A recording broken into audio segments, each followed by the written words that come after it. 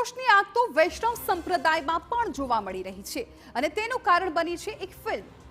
OTT પર release થનારી મહારાજ film અંગે વિરોધનો વંટોળ ફૂંકાયો. ત્યારે અમદાવાદની દોશીવાડાની પોળ ખાતેની હવેલીમાં પણ શાંતિપૂર્ણ વિરોધ જોવા મળ્યો હતો.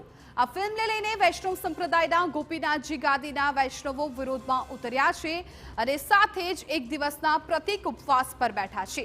તેમનો આક્ષેપ છે કે ફિલ્મમાં ભગવાન શ્રી કૃષ્ણની છબીને ખોટી રીતે ચિતરવામાં આવી અને એટલે જ આ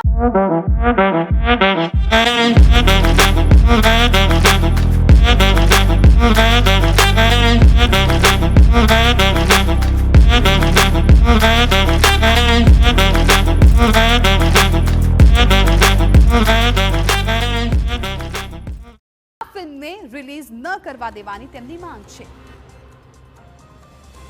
સનાતન ધર્મ માટે જે કંઈ પણ કરવું પડશે તે સાંવિધાનિક મર્યાદાઓમાં રહીને અમે કરીશું.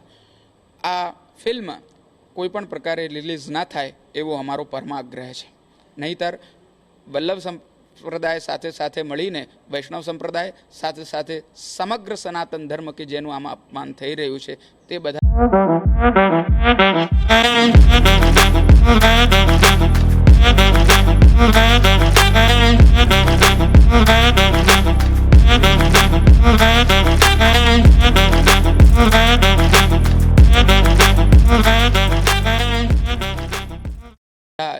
ભેગા થશે અને એનો વિરોધ કરશે.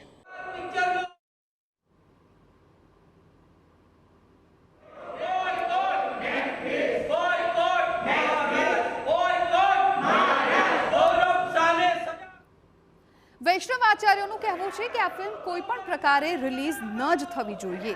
આપને જણાવી